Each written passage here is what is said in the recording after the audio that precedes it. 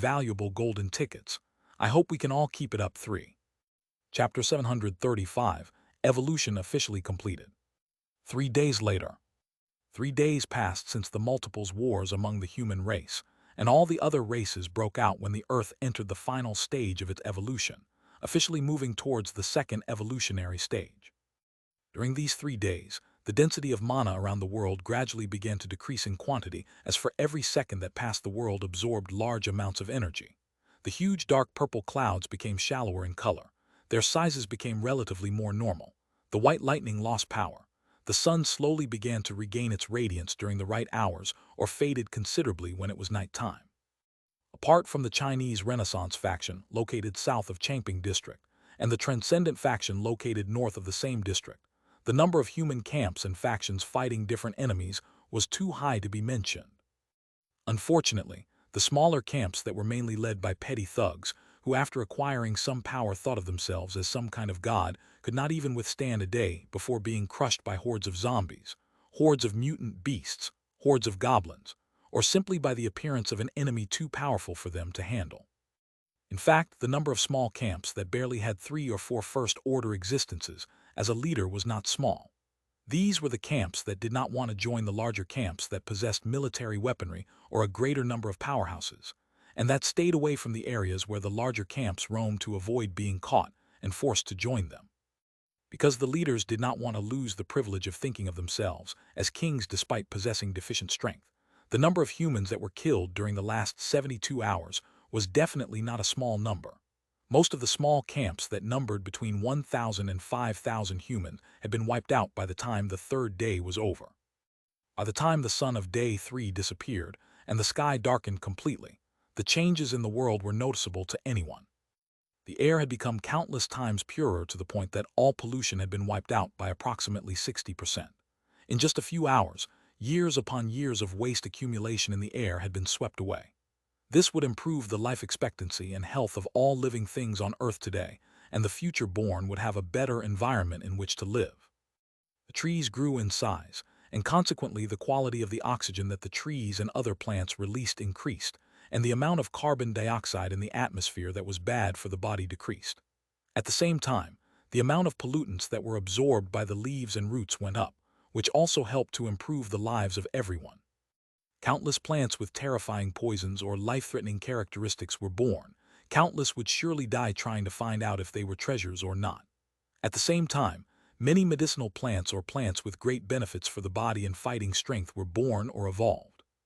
The quality of already existing natural metals went up, and new metals had been formed, thanks to the enormous amount of mana the earth had absorbed.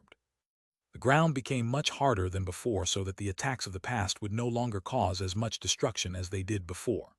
The natural laws became tremendously more powerful, which ensured the prosperity of the new world, and at least, it protected the world from possible destruction as a consequence of wars among the evolved beings that lived in it.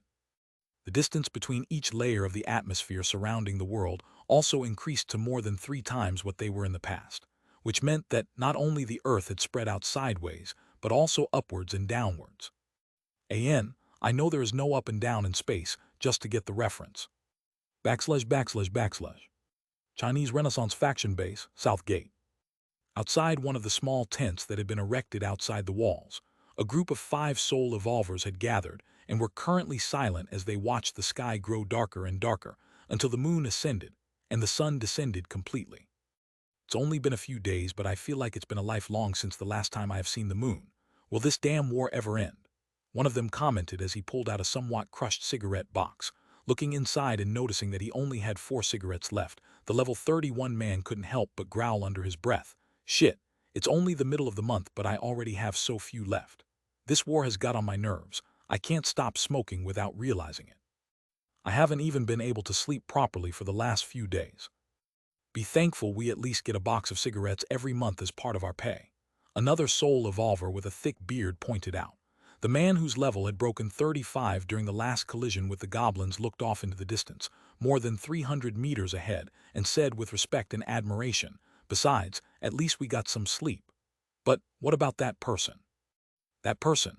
The other 4 blinked in confusion for a moment, however. A few moments later, all 4 turned their heads into the distance and understood what their comrade teammate wanted to point out.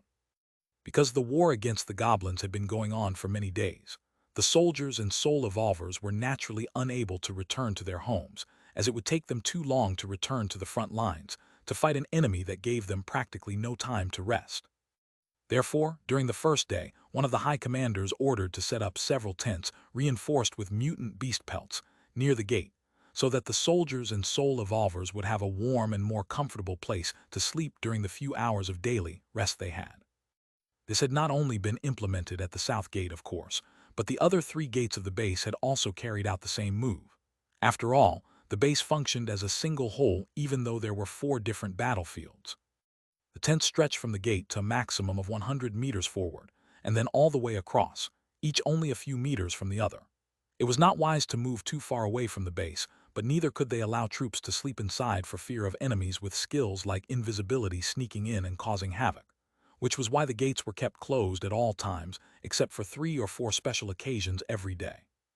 Novel since the night of day one, that person has not moved from that position except to kill enemies, said the bearded soul evolver. The respect and admiration in his voice were all too clear, and he did not try to hide it as he slowly said, even yesterday when that fucking storm broke out, that person stood there without moving. The number of goblins that. The words the soul evolver was saying stopped as he noticed a group of people walking towards the front. His eyes flashed as he said in a low voice, "They are here." It was not the eyes of the 5 soul evolvers in this group that moved toward the people walking across the cleared area from the south gate, but rather all of them turned to look at the few people advancing carrying a steaming bowl of food. "My lord, it is time for dinner." Bai Zemin turned and his eyes automatically landed on his beautiful housekeeper. He looked confused before blinking and saying with a smile, "Oh, Qin Ming, is it that time already? I'm sorry to bother you every day." Qin Ming looked at the eyes of Bai Zemin, and noticing the red veins and dark bags couldn't help but feel sad as she said in a low voice, "My lord doesn't need to thank me for anything. On the contrary, people like me should say thank you to you." Bai Zemin shook his head without saying anything. He looked at his mother and saw that she was looking at him with eyes full of sadness. He still remembered how his mother was crying for practically 2 whole days due to the wounds he had suffered during the battle against the goblins and war zeppelins. "Zemin, you." Ylinger hesitated for a moment before saying practically pleadingly, "Why don't you at least get some sleep? You haven't closed your eyes even once since the goblins started their attack. You didn't even sleep after being critically wounded by those vile creatures." After being healed by Zia, and thanks to the practically miraculous effect of being able to modify his records, the condition of Bai Zemin had improved a little on the first day, but he was still in bad shape. It wasn't until day 3, and after receiving several healings from Zia and the 10 daily activations of overlap regeneration, that Bai Zemin was able to recover. But even now he was not at his 100%. He had only recovered to approximately 70–80% of his true peak. "Mother." Bai Zemin looked to his father Bai Delan for help, but the traitorous old man simply looked away as if he knew nothing of what was going on there. Little did Bai Zemin know that in reality, his father Bai Delan had tried to explain to Ylinger the reason why their son was doing what he was doing. However, Bai Delan was chased by Ylinger that night and almost beaten to death by the angry wife-mother. After the first day, the number of goblins decreased noticeably, and by the second day, the humans of the base were able to get some rest. However, at irregular intervals, the goblins reappeared, and the cunning creatures even moved silently, using the darkness to try to catch the human camp off guard. Not a few times Bai Zemin prevented disasters from occurring by staying awake day and night, while the majority rested. Although the soldiers and soul evolvers took turns every so often to allow them to be in better condition in case a big battle broke out, the patrols were not many compared to the total size of the base. It was not possible to cover everything with a limited number of people. Meng Qi simply looked at her brother silently, but with eyes full of sorrow. She had also cried a lot when she saw the miserable condition Bai Zemin had been left in after fighting the Third-Order goblins and the aerial forces of the enemy. But in contrast to Ylinger, she managed to control her emotions significantly better in a shorter period of time. "Don't worry, mother. The war against the goblins will be over soon," Bai Zemin said suddenly, surprising the small group of 4 people who over the past few days had come to bring him breakfast, lunch, snack, and dinner. "Son, is that right?" The eyes of Bai Delan shone, and he stepped forward to the 3 women. His excitement was enormous as things were not only complicated outside the walls, but it was also becoming problematic to control the increasingly frightened survivors. There were even rumors that the base would fall before the goblin attack in a short time, and those who knew more about the goblins said that the women would be raped and the men killed. Although the government and police forces were trying to suppress such rumors, it was not easy to do so when explosions and war shots rang out constantly from all 4 directions. Bai Zemin nodded, and after a mouthful of the simple but delicious soup broth with large chunks of mutant beast meat, his eyes sparkled. "Oh, this is really good." Qin Ming and Ylinger looked at each other for a moment, and both women saw a trace of a smile in her eyes. The 2 women had teamed up and taken care of Bai Zemin's meals during these days, and had made sure to prepare them as heartily and as deliciously as possible despite it being something so simple. Bai Zemin had insisted that he wanted to eat what the rest of the army ate, nothing fancy or extravagant. Even when his mother and the others tried to persuade him by saying that, as one of the top fighters, he needed to keep his body strong, Bai Zemin refused them all. Only those who had followed Bai Zemin from Yanking district to this place knew that, on the battlefield, Bai Zemin hated to be treated with greater care than the others. In his eyes, what his troops ate was what he had to eat, because if they were willing to fight for him, then he had to show them that they were fighting for the right person. This characteristic of his had affected Chen He, Zhang De, and all the other powerful commanders under his command. In fact, his act of humility had spread among the soldiers and soul evolvers throughout the base, and now even those who had never seen him before respected him. At the very least, 90% of the things said about him were positive. All this not to mention the fact that the person called Bai Zemin brought a large army of powerful soul evolvers that had become the cornerstone of the entire base.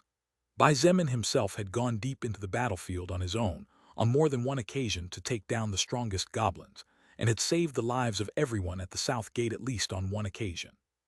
"Big brother, how do you know that the war is about to end?" Meng Qi asked in confusion and pointed out. Although it is true that the number of goblins has decreased a lot lately, every time they appear there are always at least several 100,000 of them, and most of the time their numbers add up to millions. I wouldn't be surprised if this war went on for another 7 days. Meng Qi did not know that the goblins they had been fighting were creatures born from excess mana, therefore, her doubts were understandable. Just as Bai Zemin was enjoying his dinner and preparing to give an explanation, the ground began to shake fiercely, and his expression changed slightly as he raised his head and looked towards the horizon. "It's done," Bai Zemin said as he took a bite of a piece of meat. "Done?" Bai Deland followed his son's eyes, but despite being a powerful level 50 soul evolver and relatively close to evolving to second order, he didn't understand what Bai Zemin saw, as there was nothing there. Was he talking about the food? Such a thought popped into Bai Deland's head.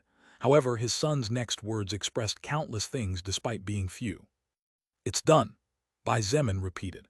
He ate the last of what was left in his bowl and stretched out his right hand, clutching tightly to the handle of his greatsword whose tip was firmly buried in the ground.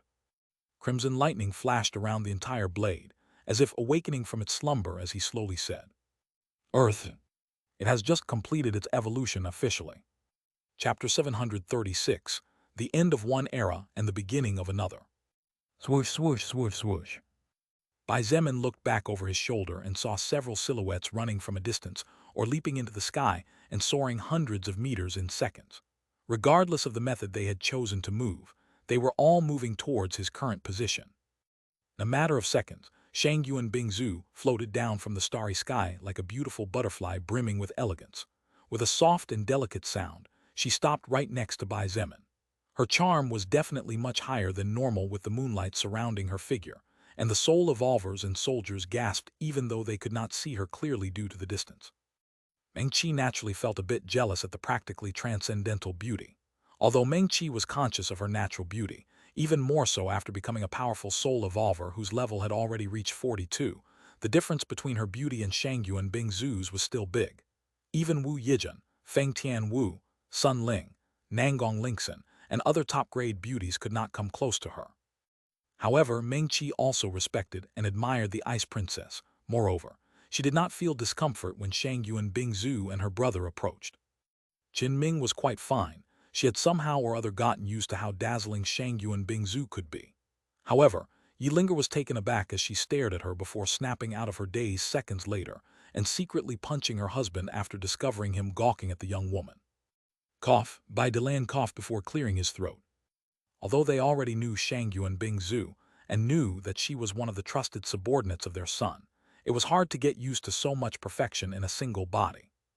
Shangyuan Bingzu nodded to Qin Ming and bowed slightly to the family of Bai Zemin before looking him in the eyes. "Earth has just completed its evolution," he said even before she said anything. Even though she hadn't asked questions, Bai Zemin knew what she was going to ask, therefore, he gave the answer without a second thought. Shangyuan Bingzu was a little surprised at first, but she ended up nodding without saying too much more.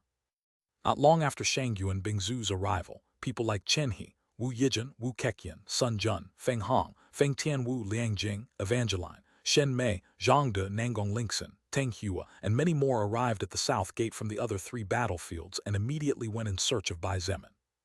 Although the main fighters had gathered in one battlefield, and the powerhouses that gave the most attack and defense power to the base had abandoned the other 3 battlefields, this was not a problem at the moment considering that the goblins were not attacking.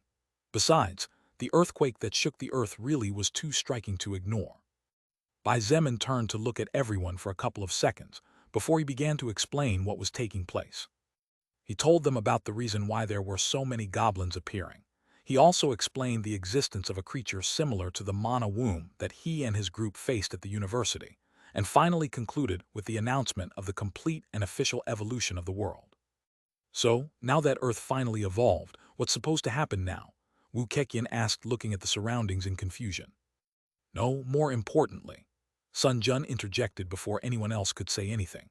He looked at Bai Zemin with narrowed eyes and slowly asked, "How do you know that goblins are born out of mana? Furthermore, where did you get the information that they possess some artifact or creature capable of absorbing huge amounts of mana to push the evolution of the goblins?" Sun Jun's words naturally attracted a lot of attention from most of those present. After all, it was true that everyone was curious as to where Bai Zemin had obtained such answers from. "You don't need to worry about that," Bai Zemin waved a hand and said indifferently. "You just need to listen to my orders and carry them out, that's all. Your chances of survival will be higher if you listen to me, but if you want to waste your life then go ahead, no one is stopping anyone here." Sun Jun opened his mouth to say something, but after thinking better of it he closed his mouth again and became silent. Seeing this, Bai Zemin nodded in satisfaction and felt a hint of admiration for Sun Ling's brother. Sun Jun was able to see the world before his eyes, even though all his life he had been respected by everyone because of his background. In this new world, and now that the Earth had evolved, a second-order existence no longer represented total security, so even great powerhouses would have to be very careful with every step they took from now on, just as it had been at the beginning of the apocalypse at the time when everyone was level 0. The others asked no questions. Chen He and the few who had followed Bai Zemin had already grown accustomed to him having the answer to everything but not explaining it to anyone. In answer to the question from Uncle Wu, Bai Zemin suddenly said, "As everyone should have noticed by now, many things changed compared to a week ago. I noticed that the gravity increased considerably." Feng Tian Wu pointed out as she looked into his eyes. She said in a clear and slow voice, "During the past few days, the gravity should have doubled or tripled, but the increase was happening so gradually that it now seems to be natural." Wu Keqian nodded and looked at Bai Zemin with admiration as he slowly said, "Zemin, child, you really are something else. If not for your warning and your idea, thousands of homeless survivors would have died due to the change in the world's gravity." During the past few days, Bai Zemin had requested Wu Yijin's father to feed all the survivors with soup made from mutant beast meat above level 15, 4 bowls a day for each one. This gradually improved the bodies of everyone and prevented the weaker survivors from being crushed to death during the process of evolution of the Earth. P.N.A. Novel 1 needed to know that the meat of a level 15 mutant beast was very valuable. Even though many beasts were hunted every day, most were low level, and the few thousand that were hunted daily only lasted a few days before all the meat was consumed. One had to remember that the Chinese Renaissance was a faction that needed to maintain over 300,000 survivors. Bai Zemin nodded and continued, "Uncle Wu, command the troops to prepare to resist the last assault of the goblin army. They should make their last effort for a final push now that their fuel source has dried up." The great purple clouds filled with mana, the tornadoes of mana, and the lightning flashes of mana, all had disappeared when Earth finished its evolution.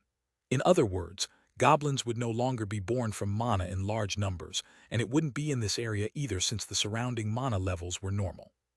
"One thing I need to announce first." Sun Ling took a step forward and looked at Bai Zemin first. Seeing him nod slightly, she smiled back and slowly said, "I just received a report. It seems that something big happened at the base." Seeing the expressions of everyone change, Sun Ling chuckled and explained, "It's not something bad this time, don't worry. Apparently, all humans below level 10 received a stat boost. It's not really known how the thing is, but my subordinates are working on it now to learn more regarding the situation, but I don't think it's a big boost anyway." "Isn't that a bit unfair? The corner of Feng Hong's mouth twitched a couple of times. Tang Hua nodded in agreement. I also feel it's unfair.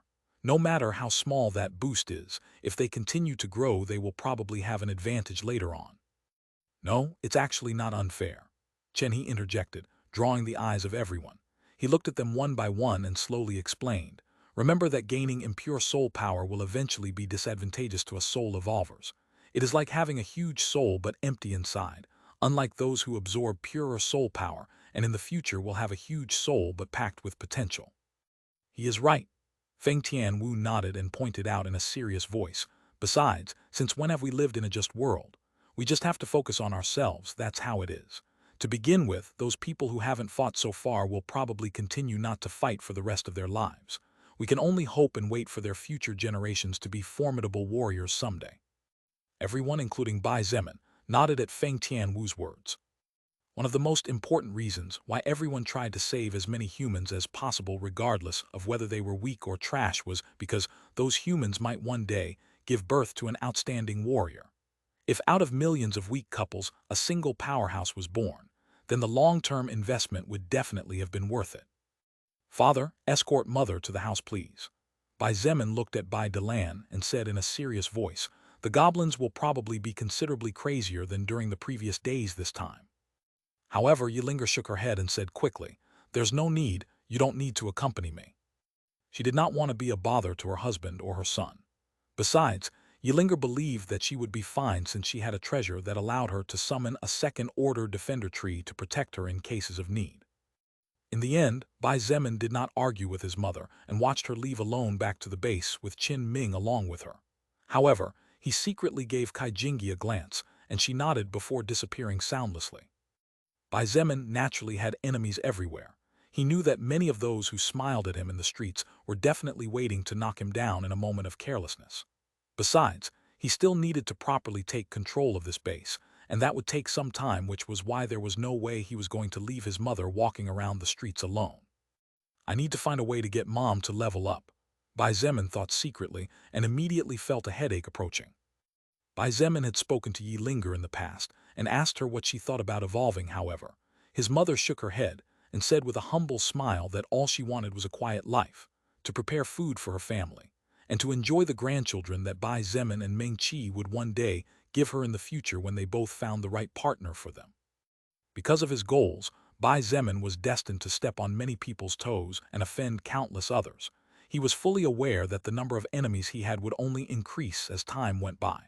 For this very reason, his family would eventually become his weakest point. Bai Zemin would never forgive himself if one of his loved ones was killed because of him. Therefore, he needed his mother to become stronger no matter what. The second-order defender tree was useful for now, but as the months and years passed, a second-order monster would no longer be a reason to fear.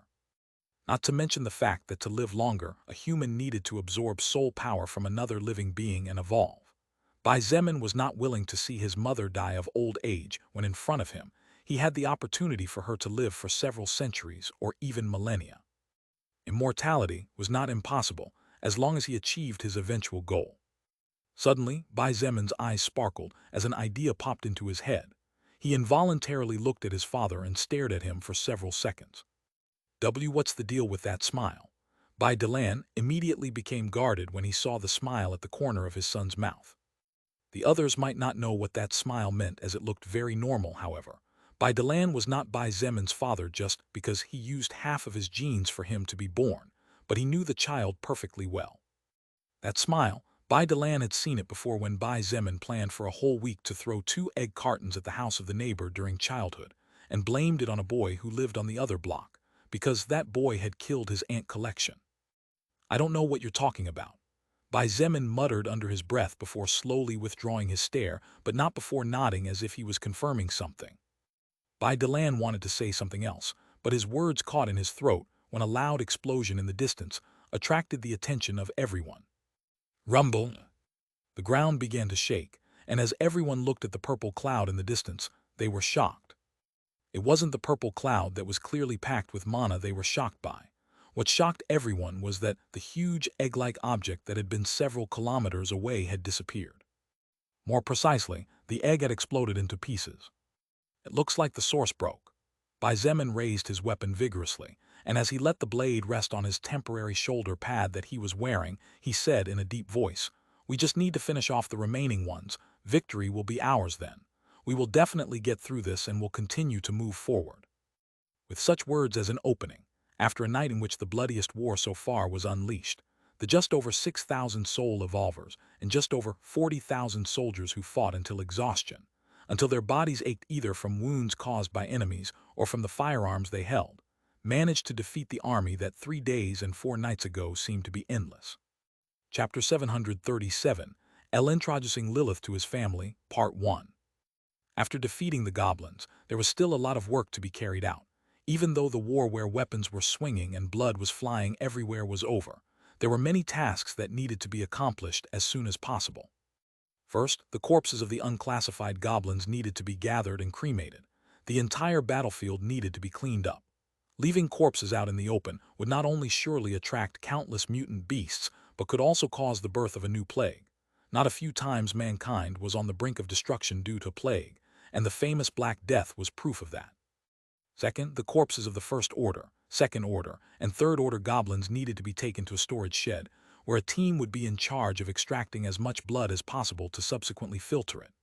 After all, even though no one would eat goblin flesh, the blood of First, Second, and Third Order goblins had advantages for the human body, and soul evolvers could get some temporary benefits from drinking it.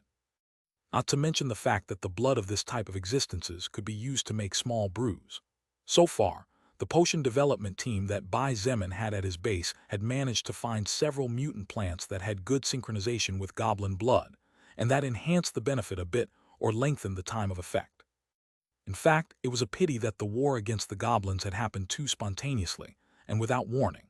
It was also a pity that Bai Zemin was not yet the official leader of the survivors and fighters of the base, or else he could have ordered the production of several brews beforehand and avoided countless headaches. Third, make a proper tally of the spoils of war obtained. This would probably be the point that would take the most work and time. During the previous war, the humans managed to obtain a few hundred treasure orbs and at least 2 or 3 million soul stones. Even if most of the soul stones were all unclassified, these soul stones would serve to push the faction civilization tremendously, as well as maintain the future magic circles. Finally, Bai Zemin needed to take control of the faction currently known as Chinese Renaissance, and have this faction merge with his ruling faction. Fortunately, most of these tasks did not need to be carried out by Bai Zemin himself. These were the advantages of having a faction backing him up. He just needed to read the reports later and give his approval or rejection on some things. That was all. One day after the war against the goblins. During the previous war, we lost a total of 732 soul evolvers, and 210 of them suffered injuries that will put them out of combat probably for the rest of their lives, unless we find some treasure capable of making them grow new limbs. A total of 6,349 soldiers lost their lives under the assault of the bone arrows and stones that the goblins launched towards the walls, and 7,418 soldiers suffered wounds of varying magnitudes. They are currently slowly recovering. However, it is estimated that at least 20% of them may not be able to return to the battlefield in the future. A total of 19 battle tanks were destroyed during the previous battle, of which 12 cannot be used again, while the other 7 need some repair before being able to return to the battlefield. Of the 20 combat helicopters, 14 were destroyed throughout the war, and most of these were destroyed during the confrontation against the enemy's zeppelins. We lost approximately 390 military vehicles with weapons mounted on them, none of them reusable. In addition, we also lost about 20% of the mechanized fleet intended to push the enemy. The total ammunition consumption is still being analyzed, but so far we know that approximately 30% of the total ammunition rounds in the base armament have been consumed. Due to certain stray attacks, there were a total of 102 survivors that lost their lives, 12 injured, over 200 houses destroyed and. At the Wu family home, Bai Zemin was sitting on one of the large couches in the living room as he listened to the report of the pretty-dressed Wu Yijin, who was wearing a beautiful yellow dress that accentuated her figure and stopped just above the knees. She was sitting next to him, and the sweet scent of her body helped Bai Zemin feel a little more relaxed as he listened to the bad news. At the end of the day, not everything was profit in a war. It will be only after judging losses and gains that Bai Zemin will be able to evaluate whether the humans lost more than they gained or gained more than they lost. Apart from Wu Yijin and Bai Zemin, there were other people in the room. Sun Ling, Wu Keqian, Shang Yuan Bingzu, Chen He, Feng Hong, Feng Tianwu, Teng Hua, Lang Jing, Bai Delan, Evangeline, Kai Jingyi, Nangong Lingxin, Zhang De. Actually, although the living room of the Wu house was large, it seemed a little too small considering there were more than 30 people in there. Most of them were naturally standing, but none of them complained even though all of them had been important figures during the previous war. Regardless of whether they were powerful or brave soul evolvers, regardless of whether they were commanders with brilliant ideas or excellent ability to react to different circumstances, they had all earned the right to be present at this gathering. Bai Zemin reached forward and picked up 3 candies that were neatly wrapped, resting inside a glass vessel waiting to be picked up. He unwrapped them one by one and handed one to the 3 little lowlies who had accompanied him from the north to this place. Luo Ning was used to being present at all kinds of military gatherings. Although the little girl received a lot of attention, no one dared to look at her with weird eyes after learning that the 9-year-old girl was a powerful soul evolver on the verge of level 50. However, the Wen twins were a bit anxious, and while eating the candy carefully they approached Bai Zemin, looking at everyone cautiously. They did not trust people because of the miserable past they had lived through, and the large accumulations of people were not to Wen Yan and Wen Yun's liking. Approximately 30 minutes later, Wu Yijin finally put down the document she was reading on the table and put both hands on her legs as she turned to look at Bai Zemin waiting for his next words. Her long inky black hair fell free and unbound like a soft waterfall down her back. Her alluring body was tantalizingly covered by the pretty innocent yellow. However, no one dared to look at her too much. Wu Yijin had been the commander and leader in charge of one of the 4 battlefields for over 30 hours straight and had barely lost any men in that time. Everyone had seen her ability to raise a forest from nothing and cover thousands of meters with her seeds, slaughtering thousands of enemies per second, and spreading her influence across the entire battlefield, which saved the lives of countless and stopped most of the goblin advance in that direction. Not to mention the fact that now practically everyone knew that the beautiful young woman had a crush on the young man, even younger than her, and that everyone came to respect him for his feats in the past days. Bai Zemin ignored the stares he was receiving, and after pondering for a moment, he realized that there really wasn't much to ponder. He looked at those present and spoke neither too slowly nor too quickly. Although the losses are undoubtedly heavy, and I greatly regret the loss of our fallen brothers and sisters, I believe all of us here are able to judge that in this war the gains outweigh the losses. Seeing several nodding, Bai Zemin continued, leaving aside the 2 goblin zeppelins we managed to obtain in near-perfect condition, and which will immediately join our faction's air forces after some repair. The number of soul stones calculated so far exceed 400,000 even though not even 10% of the collected pile has been reached. If we add to this the treasure orbs, skill scrolls, weapons we get from the goblins, it's safe to say that what we got is profit in the long run.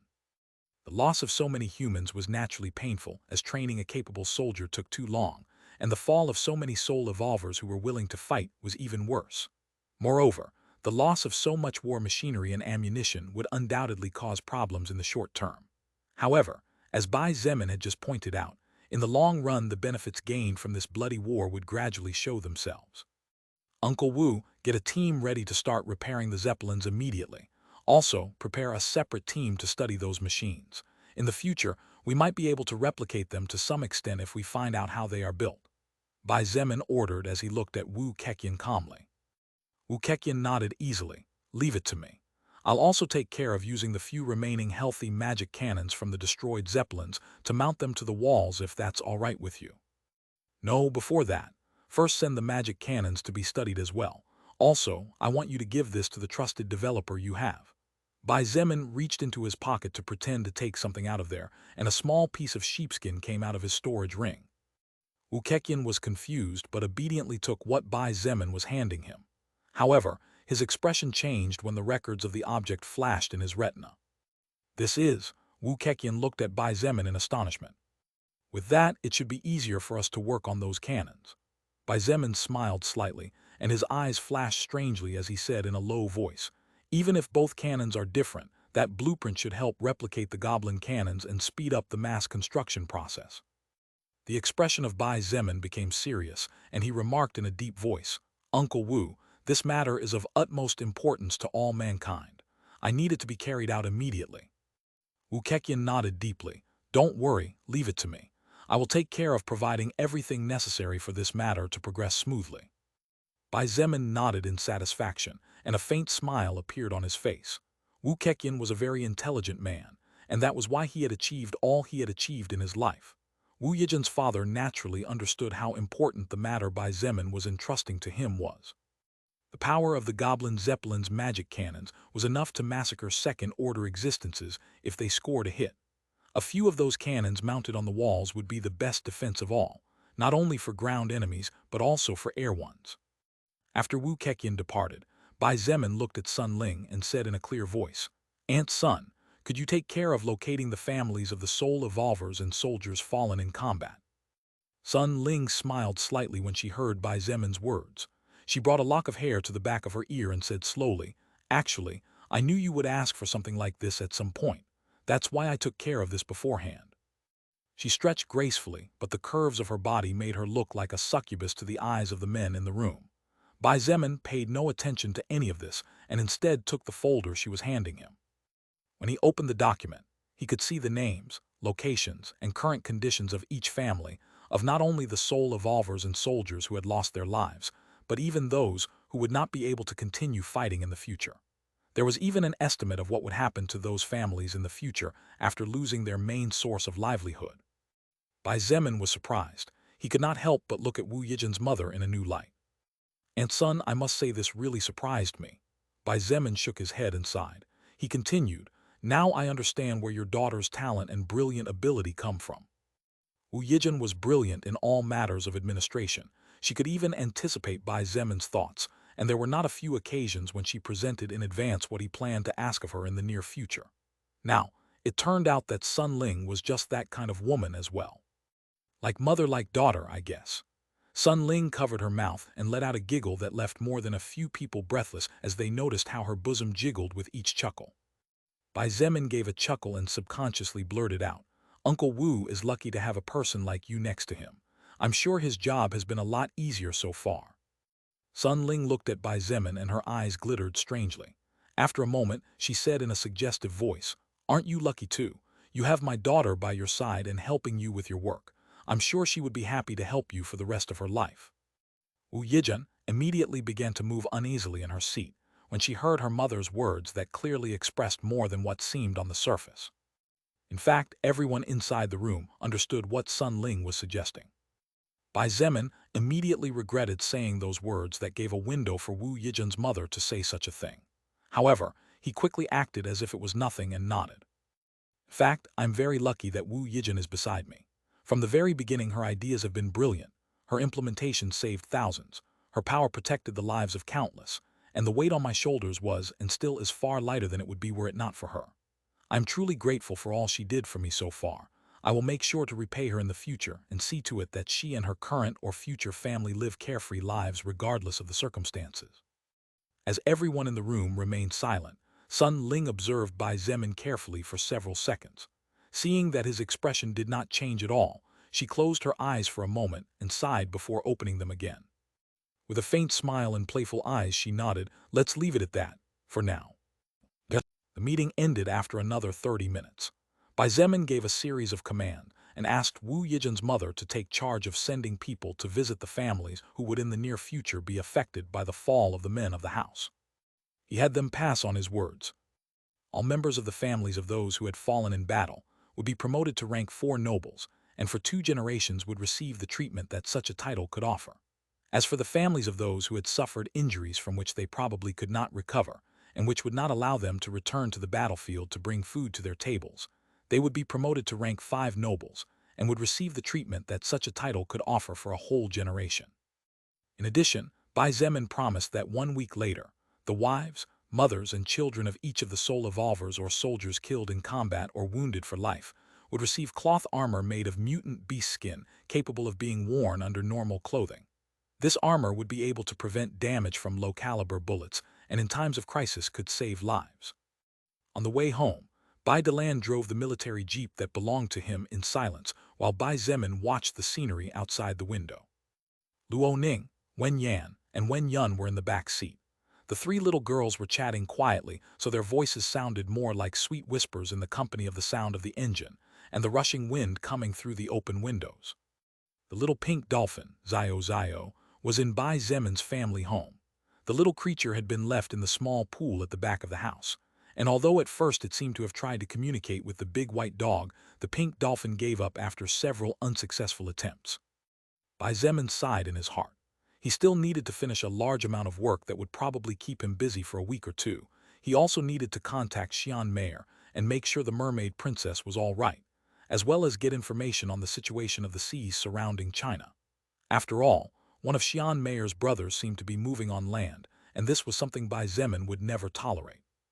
Zemin, what will you do with that Yijin girl? Bai Zemin jumped in his seat and looked at his father in surprise. Subconsciously, he blurted out, "What do you mean by that?" Bai Delan took his eyes off the road for a moment and looked at his son with serious eyes. "Brat, do you want me to break your little dog legs? Playing dumb with me or what? That girl is really in love with you." Turning his eyes forward, he continued, "There is no way in the universe that a young, beautiful, and brilliant woman like that girl, with the surname Wu, is willing to work so hard to help a man just out of kindness. She's trying to get close to you no matter what, even if it costs her sleepless nights or even her life." Bai Zemin gawked for a moment before forcing a smile on his face. "Father, I have already rejected her in the past. I also made it clear to her that there was someone in my heart. What else can I do? Keep repeating the same thing to her? But wouldn't that be immature and end up hurting her more? At the end of the day, Wu Yijin knows how things are. Now I even started dating someone recently so." Bai Delan suddenly stopped the vehicle abruptly, and had it not been for the fact that the current world had no traffic light, before he might have been the cause of a chain collision. Bai Zemin even had to hastily stretch out an arm and lean on the board of the vehicle to avoid being thrown out of the window, while using his free hand to hold the egg where his future daughter was being born. Hearing the screams of the girls in the back seat, he looked at her father and said with annoyance in his voice, "Old man, are you out of your mind or what?" Bai Delan turned a deaf ear to the annoyance in Bai Zemin's voice. His eyes sparkled like those of a child who had received the best gift of all on Christmas as he hurriedly said, "Zemin, what did you say? Do you have a girlfriend? How come your mother and I didn't know about this until now?" Bai Delan's words made Bai Zemin's annoyance vanish in an instant, and his eyes widened slightly as he stared at a blank spot. It was only then that he realized that he had inadvertently said too much. Bai Zemin sighed in his heart. Although he preferred to do it under better circumstances, there were things that could not be avoided. Besides, it wasn't as if he wanted to hide it. Chapter 738, Introducing Lilith to his family, Part 2. "Father, you'd better continue driving," Bai Zemin said, clearing his throat in the process. His expression was serious as he said in a righteous voice, "What if you end up causing a traffic jam?" The corner of Bai Delan's mouth twitched several times when he heard the words his son said, and Wen Yang couldn't help but laugh out loud as if she had heard a good joke. "Big brother Bai, I don't think there are too many people with so many cars to make a tragic traffic jam happen." "Heh, big brother Bai, you are so big but you don't know this. Looks like big sister Linkson was right when she said that strength-type soul evolvers aren't too smart after all." "Wen Yun, lately I feel like all your words are offensive to me for some reason." Bai Zemin almost spit out 3 liters of blood and died right there when he heard the conversation of the little girls in the back seat, especially the Wen twins. Wen Yun wasn't even letting little Luo Ning, who had nothing to do with this matter, go. Were those girls trying to kill him with a heart attack or something? Why the hell weren't they backing him up now? Bai Zemin turned to look at them with stern eyes, as if warning them to say no more, and the Wen twins screamed, as they covered their faces and laughed, pretending to be terrified of the big evil monster surnamed Bai. But they were not satisfied with that, but Bai Zemin had barely turned to face their father when he heard the girls giggling as they sang in a chorus. "He has a girlfriend. He has a girlfriend. Heh, so disgusting, Tilda. Wen Yun, you brat. When you grow up and get a boyfriend, this daddy will definitely remind you of your words."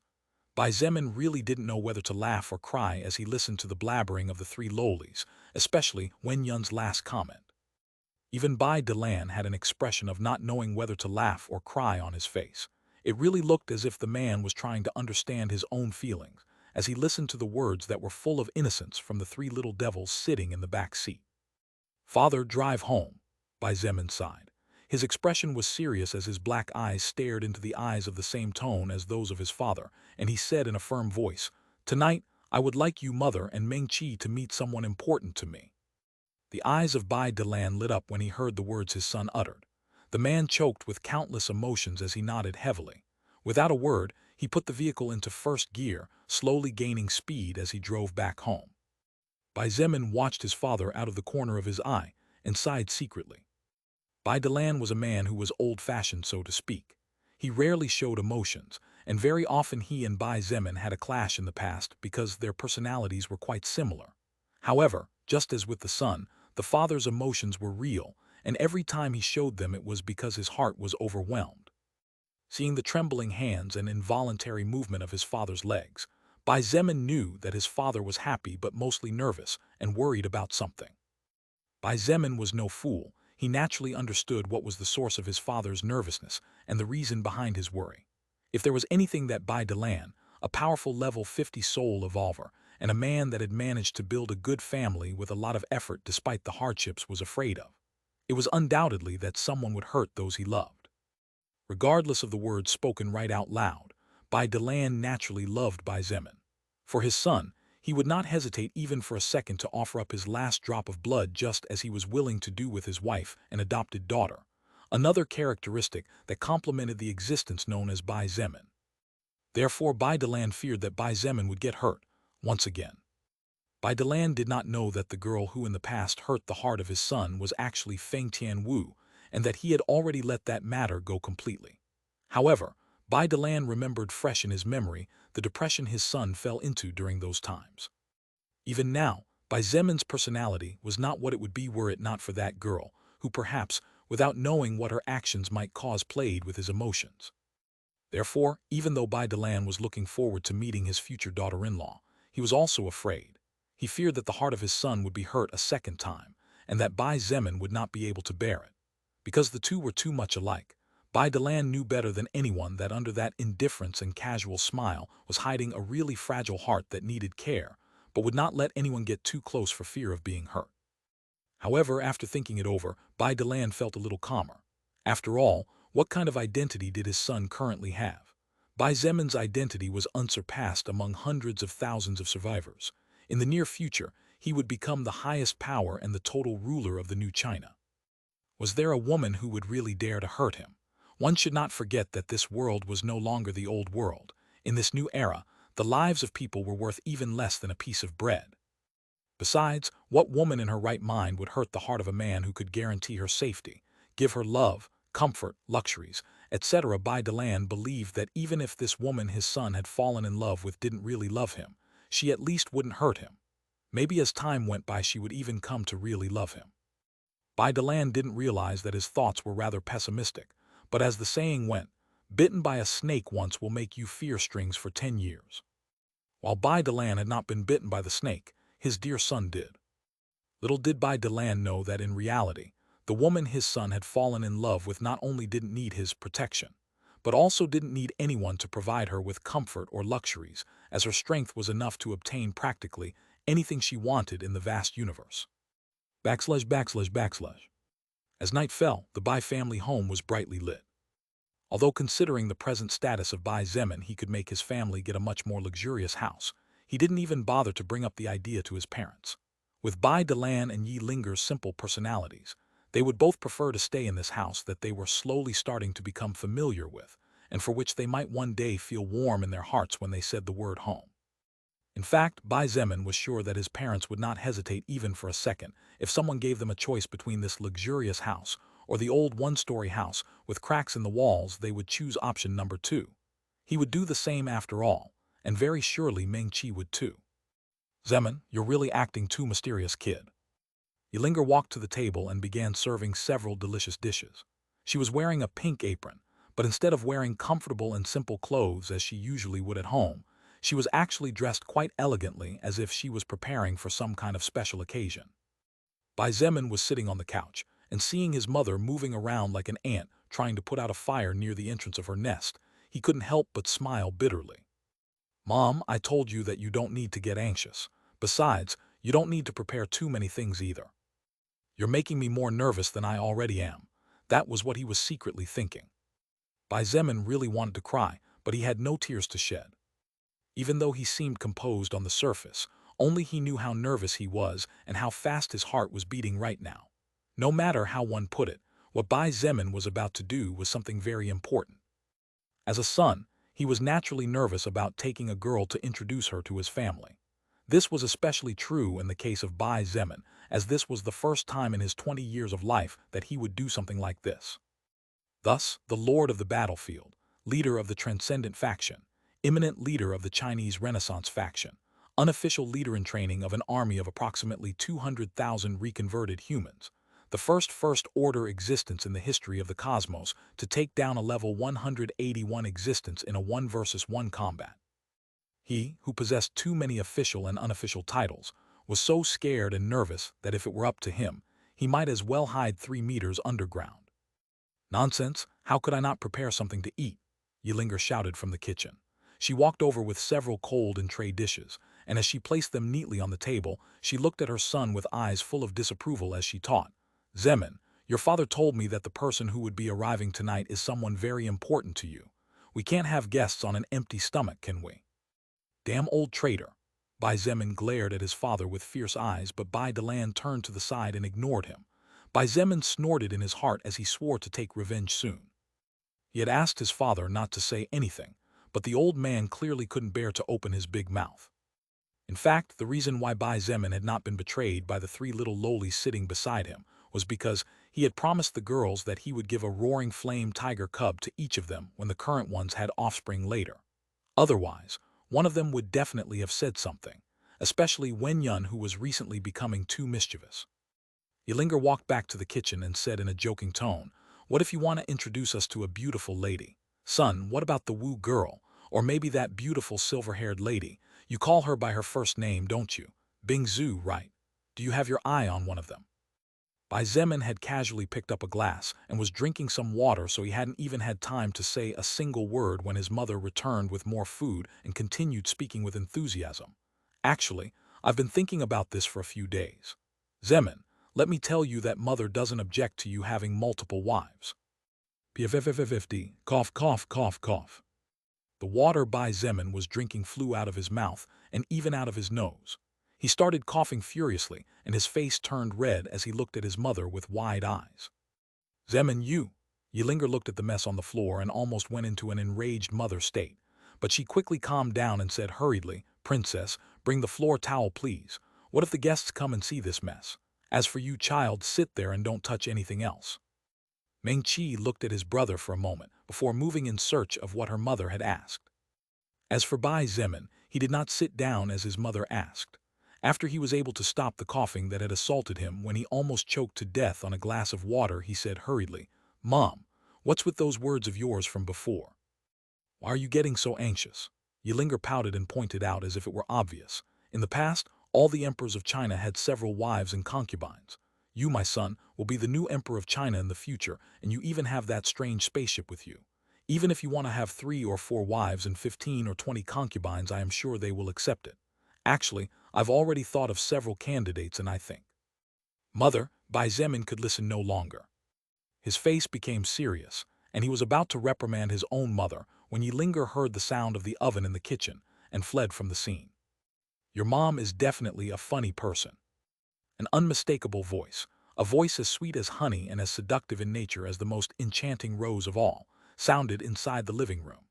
This voice naturally did not belong to the Wen twins or Luo Ning, who were sitting on the couch playing the video game of the snake on a solar-powered notebook. This was a voice that Bai Zemin had not heard for the past 4 days, and that only he could currently hear. He could not help but sigh in relief. One of his worries had just been lifted. "You finally speak to me, Lilith." Bai Zemin whispered softly as he walked to the large window at the front of the house to avoid being heard by the girls. "HMPH?" Lilith's snort showed that she was still annoyed with him. However, her next words sounded too shy for someone angry. "What else can I do? Someday I will have to meet your family, and it seems you have chosen that day without consulting me."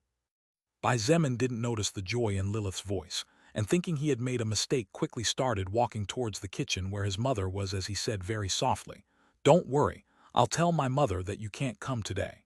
We'll save it for another." Don't even think about it. Bai Zemin hadn't even taken 5 steps when his words were cut off by Lilith's anxious and angry voice. No, Bai Zemin stopped in his tracks and tilted his head in confusion. Even though he couldn't see Lilith, he heard her gasping in indignation as she said in a low voice, "Little brother Zemin, now I understand why you weren't popular with the girls in the past. You're an idiot." Chapter 739, Introducing Lilith to his Family, Part 3. A few minutes later, Bai Zemin was back on the couch at home. The 3 little lolies were so busy playing the snake game while taking turns picking up the notebook that they didn't even notice Bai Zemin's absence at all. He couldn't help but stare at the girls as he thought to himself that the snake game seemed to be more important than him after all. Bai Zemin couldn't sit still, so a few seconds later he stood up and shouted out loud, "Mom, I'll go see Zio." "Okay." Yilinger's voice rang out from the kitchen, along with the sound of cooking utensils. Bai Zemin shook his head and started walking towards the back of his home yard, while thinking that his mother was overreacting too much. "Probably none of us will eat anything when she shows up anyway," he muttered, realizing that everyone would probably be nervous or too excited in their own ways to worry about food. "When she shows up." Meng Qi's voice made Bai Zemin stop. Looking up, he saw his sister coming down from the second floor with a floor towel and a mop in her hands. Was she just coming down? Bai Zemin believed she had been chatting quietly with Lilith for at least 5 minutes. "I couldn't find these 2. Dad moved them out of place again, and you know how this works," Meng Qi explained as she saw the confusion in her brother's eyes, to which Bai Zemin nodded with flashing eyes as he looked at her with sympathy. Every time Bai Delan touched something in the house, then it would be a great fortune if that object could be found. It had been like that since the past, and Yilinger would often lecture him about it, until she finally strongly requested him not to touch anything except the TV remote control.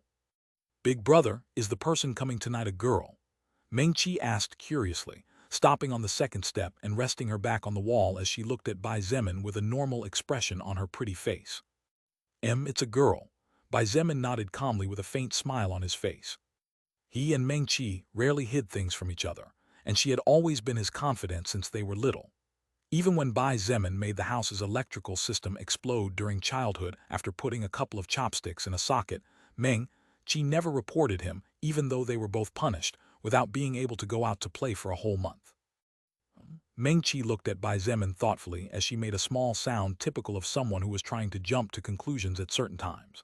After a few seconds, she said in a playful voice and with a slight smile on her face, "Could it be that this girl is your girlfriend?" Bai Zemin blinked as if surprised by his younger sister's brilliant deduction. He didn't seem to notice her playful voice and said in a stupefied voice, "How do you know? It's too obvious." Meng Qi's smile froze for a split of a second and her eyes widened slightly as she said in shock, "It's really your girlfriend." "Sh-ch-ch-ch-ch, lower your voice a notch." Bai Zemin looked back hurriedly as he asked Meng Qi to be quiet and not shout too loudly so that their mother wouldn't know yet. Meng Qi quickly covered her mouth and nodded hurriedly in repeated nods, while looking at Bai Zemin with wide eyes as if she couldn't believe it. After a few seconds, Meng Qi uncovered her mouth and whispered in a low but full of astonishment voice, "Big brother, is this person big sister Bing Zhu? It's her, isn't it? You two are too close. There are even several rumors starting to circulate among the top ranks of the base after the war against the goblins.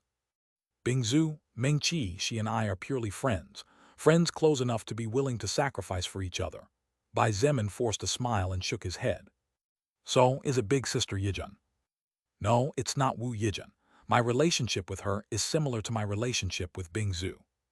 "Then, is she the beautiful assassin named Evangeline who was protecting Mom during these days?" "What? Of course it's not her."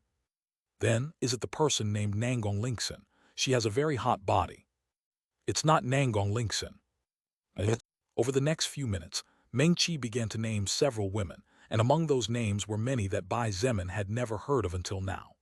After 2 or 3 minutes and realizing that his sister would go on like this for years, he quickly held out a hand to ask her to stop for a moment and let him speak.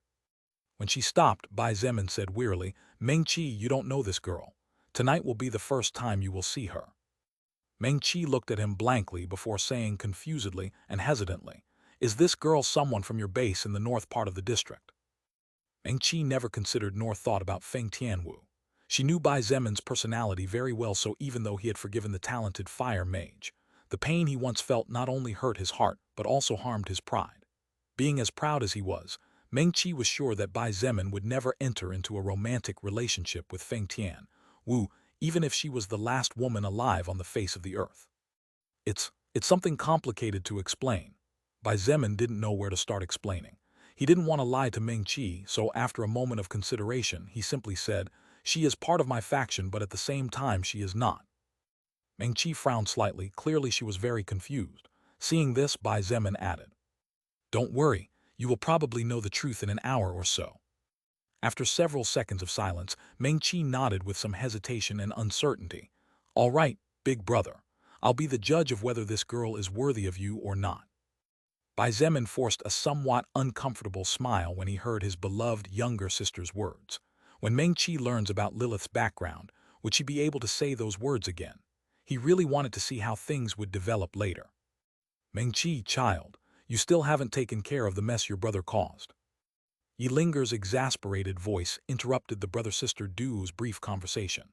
The two looked at each other, not knowing whether to laugh or cry, and after a moment of silence, Meng Qi said in a low voice, "Big brother, I'd better go take care of your oversights before Mom kills us both." "Sorry about that." Bai Zemin chuckled and winked an eye. "I'll go see Zio for a moment." "Okay." Bai Zemin continued walking, but he felt two eyes firmly fixed on his back. It wasn't until he disappeared further down the long corridor that he finally no longer felt that stare on him, and without a word he walked out into the back garden. "Say Zemin, don't you think?" "Don't say it." Bai Zemin interrupted abruptly. His voice was calm and soft as he approached the edge of the small pool and said slowly, "It's not like that." Lilith said nothing more, just as he had asked her, practically in a pleading voice. "Pooh-pooh." Zio's eyes sparkled as the little dolphin noticed Bai Zemin, standing near the border of the pool. She gently glided through the water, making small sounds, before lifting her little head to stare into his eyes intently. "My dear Zio, I'm sorry you have to stay in this tiny pool." Bai Zemin squatted down and carefully lifted the little animal. He didn't mind that his clothes were soaked with practically freezing water due to the cold night.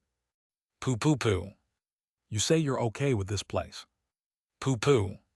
I see. Big brother will build you big ponds from now on." "Pooh-pooh. We are starting long travels in the near future." "Pooh-pooh-pooh-pooh. That's because I need to control these lands in order to break into the Second Order." "Pooh. It is because it is an evolutionary requirement. As you can see, Big Brother has been at level 50 for a long time." "Pooh. It's okay. I'll be very powerful when I break to the next order. We'll be able to help your master Xian Mayer become the heir to the throne then." "Pooh-pooh-pooh-pooh-pooh. You say Xian Mayer is your friend and not your master." "Pooh. I see. Sorry for the confusion." "Pooh." Lilith observed for more than 10 minutes as a human and a dolphin exchanged words. She was a bit speechless, and on several occasions was tempted to ask Bai Zemin how it was possible for him to understand the dolphin's words, if that could be called words to begin with. Although Zio was a spirit dolphin, an extremely rare species in the cosmos, and she could use her soul to communicate with other existences, they were usually just simple messages and no big deal despite being able to break through distances. The only reason why Xian Mayer could communicate with Zio so perfectly was not only because they were both of the sea race, but also because Xian Mayer possessed some kind of special skill. Letter 1D18, letter 1D00, small cap N, letter 1D0, 5, letter 1D00, small cap N, letter 1D0F, letter 1D20, letter 1D07, small cap L. However, Lilith knew that Bai Zemin had nothing of the sort. "My dearest Zio, could you please communicate with Princess Xian Mayer?" said Bai Zemin suddenly.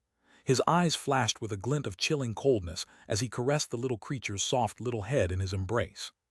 The debt of using the mutant beast army and the zombie army to attack his settlement, Bai Zemin had to repay it to the Prince of the Eastern Sea with interest included. Regardless of whether or not Xian Mayer's brother knew that he was attacking Bai Zemin's base, Bai Zemin had to make him pay for putting the safety of everything he had worked hard to achieve, and people who were somehow or other important to him in danger. "Pooh." The pretty pink dolphin nodded without question to Bai Zemin, and when she received his request, the little creature immediately closed her little eyes with a serious expression on her little miniature dolphin face.